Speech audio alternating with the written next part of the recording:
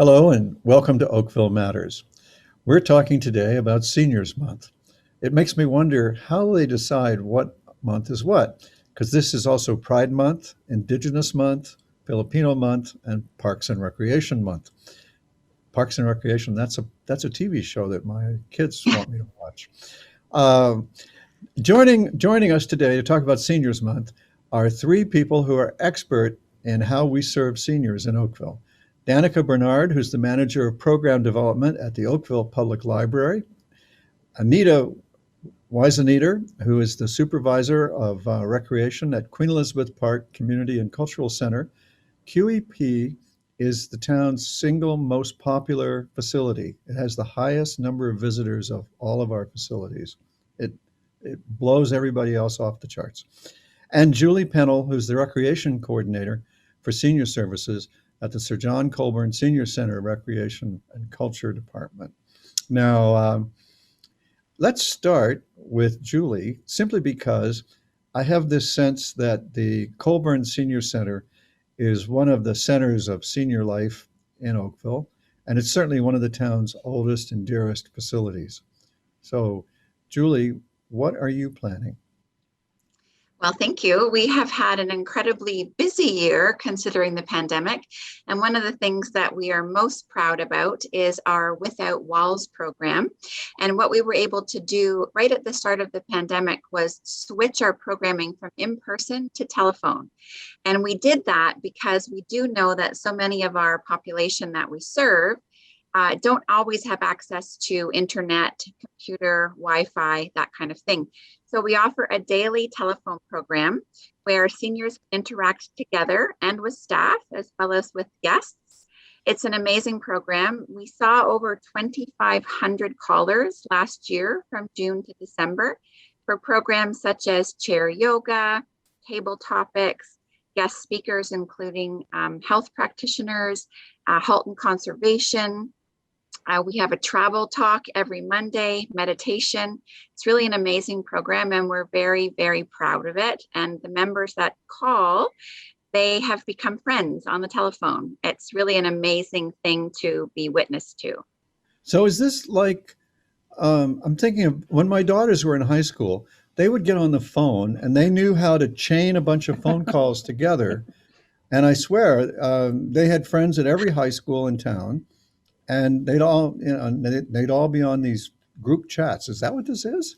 You have hit the nail on the head. We use a special program. It's actually called Mercury, and Mercury allows our participants to call an 866 number, and they use a unique passcode that's just for Oakville. So when a caller, and they can be anywhere, we have callers as far as Montreal, Peterborough, Guelph, Kitchener, Niagara Falls, and of course Oakville, Burlington, Milton. They call that free local or 866 number, enter the passcode, and then they're live in our call. And the beauty of this system is that we have many seniors who have difficulty with their vision or perhaps with some manual dexterity, and dialing a telephone can be a challenge. So we actually are able to call them, which allows them to just pick up the phone, say hello, and then they're live in our call. Today we did gratitude sharing. So we had what we call gratitude jar, and I had 15 callers today who were just talking about what they're thankful for today. And it was a really uplifting and wonderful call this morning. So this obviously helps fight isolation and loneliness, which isn't good for anybody's frame of mind. And it sounds like your technology is a huge leap forward from what my daughters use, because they would, I don't know, they'd press star something and then dial the next person, and then that person would press star something and dial the next person, and they'd all wind up together somehow. I thought it was amazing. And now, the other ancient and noble institution in Oakville for all ages, moms and kids and seniors, is the Oakville Public Library. When I was on the library board many, many years ago, like long before I ever thought about being a mayor, we liked to brag that we had given out more library cards than there were people in Oakville. So, Danica, what's fill us in on the library? Well, for Seniors Month, we continue to look at barriers and the challenges that some of our older adults are facing. We are offering connection kits. So we have kits that help Oakville residents ages 55 plus who don't have access to the internet or technology stay connected with their friends and family.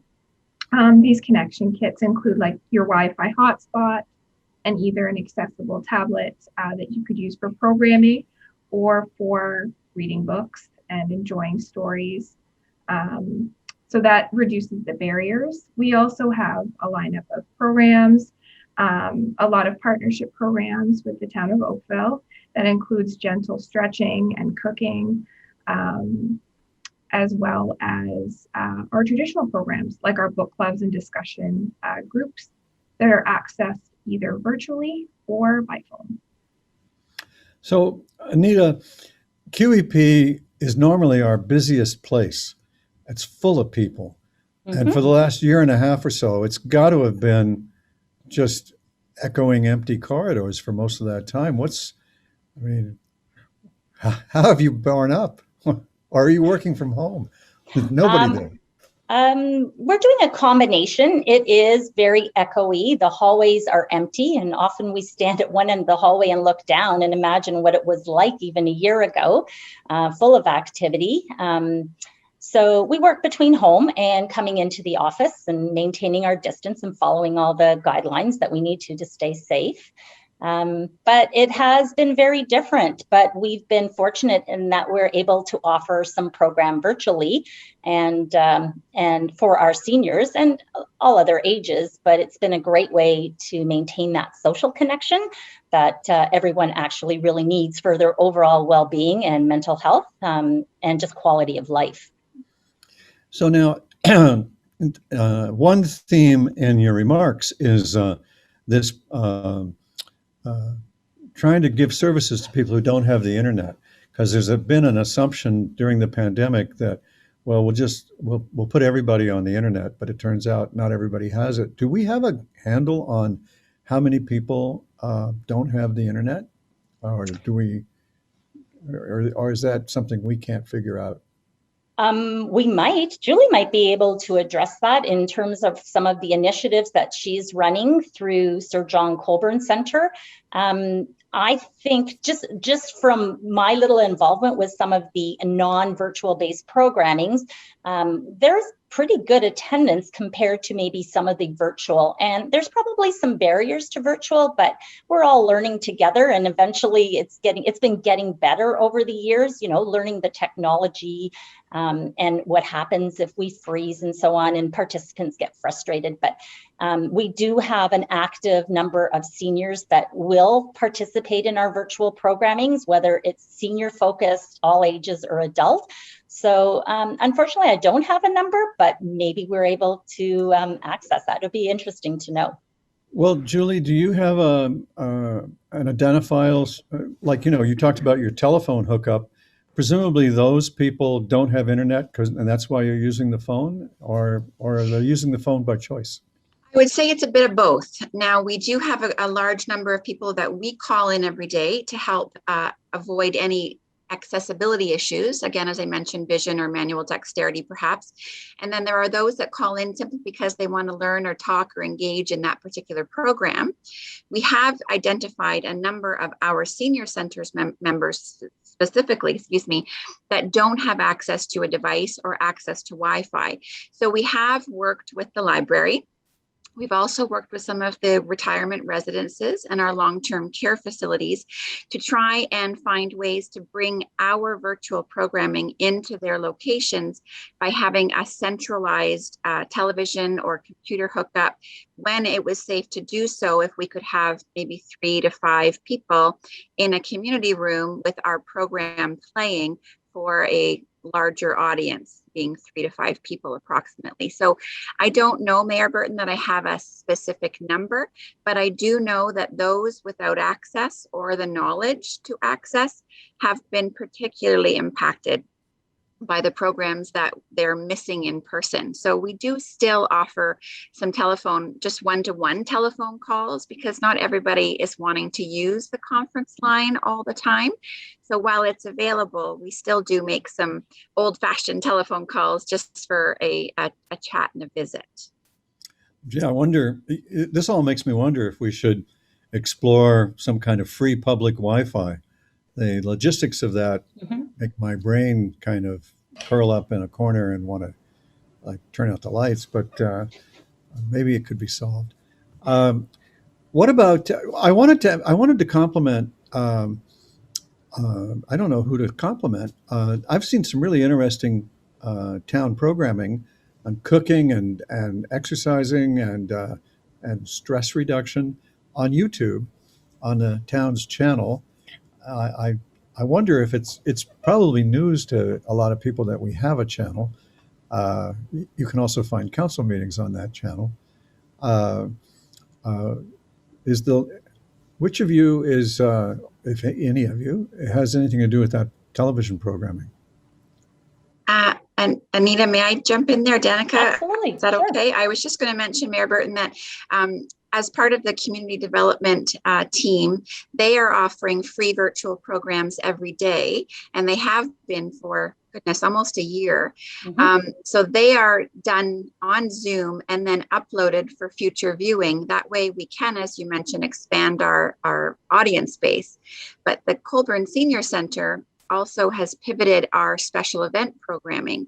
So instead of our in-person, what we call coffee and conversation events, we have been able to take those events, put them on Zoom and record them, and then share it to a broader audience. So for instance, we had most recently a volunteer from the Canadian Warplane Heritage Museum talk about the Avro Arrow.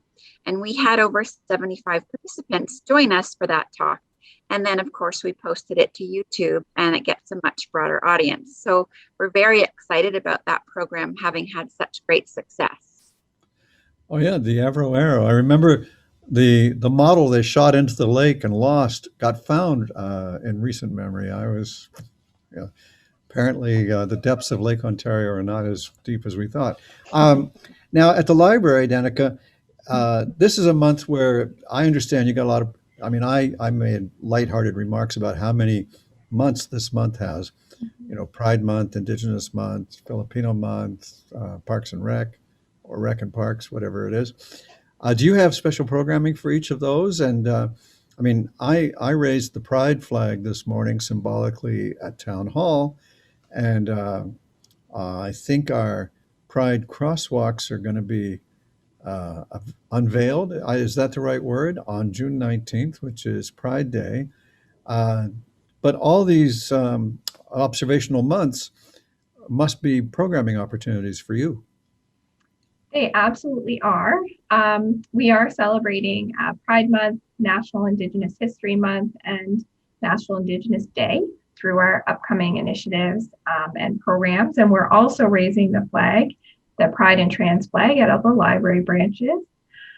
We're offering programs from Exploring Your Roots at Library and Archives Canada, so starting your First Nations, Inuit, and Métis Nation genealogy.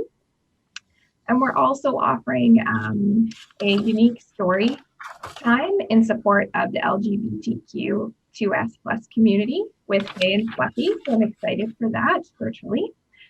We do have an Equity and Diversity book club in partnership with Halton Equity and Diversity Roundtable that we run monthly. And this month we're reading Me, Myself, They, The Life Beyond Binary, to celebrate and explore Pride Month and the opportunities that brings to learn and embrace inclusion in our communities. On June 21st, we're hoping to release a video interviewing an Indigenous athlete, which was a call to action from the advisory board at Our Kids Network. So I'm excited for that because we also have a YouTube channel that we like to keep active and also expand our audience. So at the town, Anita, we've got free programs for seniors, and I guess you must be using Zoom.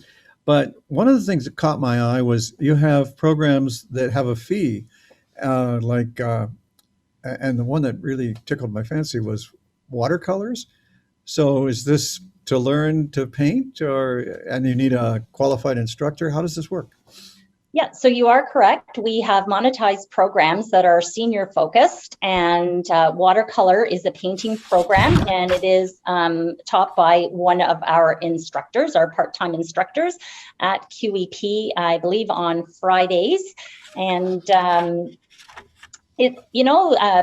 offering programs that are not just active, but programs that are also general interest or more creative is really therapeutic during this pandemic. And it also allows people to hone in on their creative skills in painting. So it's been going well. And I've had an opportunity to watch the instructor in action a little bit, and it's been quite enjoyable.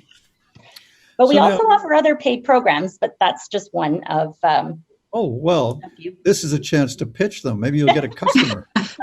So again, senior-based, we also have a NIA program, which is movement-based program that lends itself from some martial arts, Tai Chi, I believe yoga and dance. So it's a combination. Very popular with our seniors. The instructor is extremely engaging, but it's gentle on the body. But again, everybody that attends knows each other. So there's that whole other piece, even though it's a paid program, to just be social and chat and just feel really good at the end of the program. Those are mainly our senior-based paid programs. So now, are we ready to resume in-person programming at any of these venues? We're crossing our fingers and hoping. We're getting there. We're getting there slowly, just waiting for, the approval that we can go forward and whatever the guidelines may be at that time. So with limited capacity and how people access the center and how we manage the screening. So that would be desirable. I know it would be desirable for our seniors for sure. I think they have been knocking at the doors a lot and phone calling a lot and asking, when are we getting back together? Again, just that social aspect is so important. And they want to see their friends, and they'd like to see their instructors, and they'd like to see their seniors team as well. Well, that's actually the most interesting part of this. There's been a lot of speculation. Well, life is full of speculation. I guess that's how we guess the future. But the speculation that has been kind of surprising to me is speculation that we'll never get back together, that people will never get over the fright of the virus. And what you're making me think from what you say is that, no, we really are social people, social animals, the human race, and there may be a pent up desire to get back together. Is that your perception? Oh, definitely. I would say so. And I think it's how we approach it as well, that we need to ensure our seniors coming back to the centers, that it is safe for them. Fully realizing some may not be ready, and it might take a little bit of time, but definitely that in-person connection can't be beaten. And even though virtual offers some of that, it's not the same as the spontaneity in an in-person class, for example, and the motivation. And it's just that friendship that people need. So absolutely, I think it'll work. I think we'll see people come back.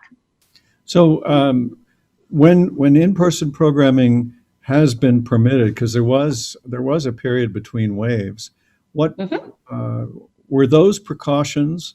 Are they likely to be used when we resume? I mean, the middle of June is, I think, what everybody's anticipating. We might be allowed some kind of get back to, I don't know how much, but some amount of in-person stuff.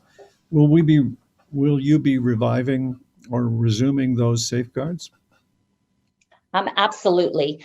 So again, we have to follow the guidelines. So whatever the capacity is in any single space, how long the program can be, and then also capacity in the program, including an instructor, and the equipment we need to use, if we're allowed to use the equipment, and can we easily sanitize and disinfect it, or are we asking our seniors to bring equipment? So definitely we will be using all those protocols once we resume in-person programming again.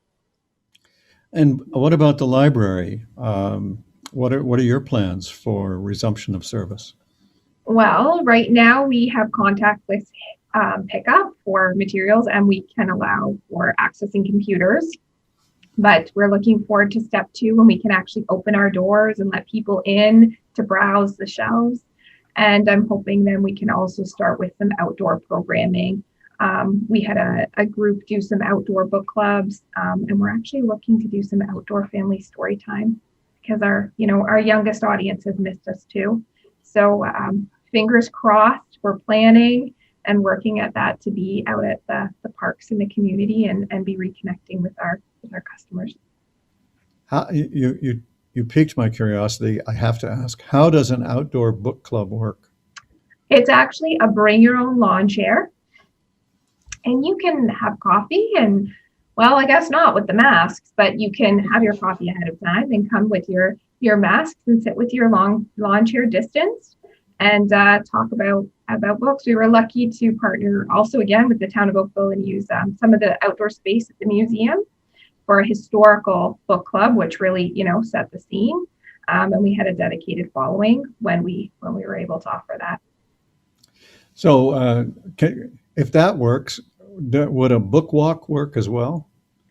Absolutely. We actually have some plans. They're not live yet on the web, but some plans to partner again with the museum to do kind of an underground railroad book talk and kind of book walk of the history as well. So what's your sense of what we need going forward? I mean, for example, let's assume, for the sake of discussion at least, that when we can, people will return to in-person visits to libraries and rec centers and senior centers. Do we need to prepare new capacity for that? Will there be such a rush that we're overcrowded, and in the old sense of the word, not the pandemic sense of the word? Or do we have just the right amount? What's our sense looking forward? What do we need? May I speak to that? I think our seniors, yes. they are ready to be back, as Anita alluded to, and whether that means in person inside or outside, they are committed to returning to the activities that they miss and that they love so much, and that they want to be with their connected friends and other members. So I do believe that a hybrid version of our previously established programs are going to be necessary for some time, as Anita mentioned, until people feel comfortable or until things loosen up or change a little bit. But I do know from my conversations with our seniors that while the connection through Zoom has been helpful, nothing replaces that in-person opportunity to see your friends and sit and have a cup of coffee and take your class, participate, and volunteer. Our volunteers are still actively engaged this whole year and a little bit, but they are missing that responsibility and that effort that they were putting into our centers greatly. So I know they are also very anxious to be back together. So we have a lot of work ahead of us to make sure that everybody feels comfortable and is safe. But I know that getting back together is of paramount importance to our members. Well, we have two different service models here in our conversation group. The Oakville Public Library has branches all over town. And when I talk to the chair of the Oakville Public Library, I always hear of aggressive plans to build even more of them. A branch on every corner, I sometimes joke, is all that will make them happy. But on the other hand, Queen Elizabeth Park Community and Cultural Center is this one place in town where you have like every kind of arts and crafts and cultural activity facility that you can think of. It's there's a lot of new people in town as a result of constant turnover, which is that's part of life. So they may not know that Queen Elizabeth Park is a once abandoned high school, and so it's 150,000 square feet, way bigger than any other facility that we have for the public. And and people go there from all over town because you can't get what, as a matter of fact, you can't get what Queen Elizabeth Park has anywhere in the GTA that I know of. It's truly a unique facility. And for that, I imagine we draw visitors from out of town as well. And then Sir John Colborne, our senior center, is a similar model where people have friendships. Well, even before you become a senior, you have friends all over town. And so, if we had a senior center like Colborne on every corner, I'm not sure you'd see all of your friends. You'd have to travel around anyway. So we have these magnet centers for Colborne and Queen Elizabeth Park. What's your sense of the future, each of you? Do you see that model continuing, or do you see a shift?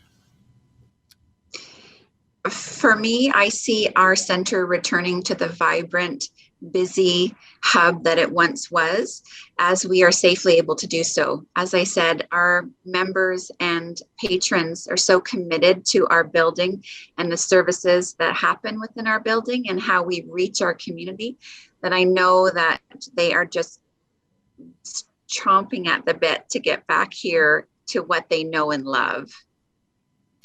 Anita, I have to agree with Julie as well. Sorry to interrupt, but we do have a senior center, the QEP Older Adult Center, housed within the Queen Elizabeth Park Community Cultural Center. And often our members or our seniors that come to that center also go to Sir John Colborne and Trafalgar Park and Iroquois Ridge. And I agree. I think that we will go back to full service and people will be really happy to see their friends and have that connection again.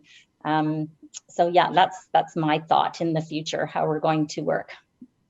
Well, thank you very much for sharing your thoughts and your predictions for the future, everybody. And thank you for watching. And I hope we'll see you next time. You can email me, mayor@oakville.ca, to let me know the topics that you'd like to see covered.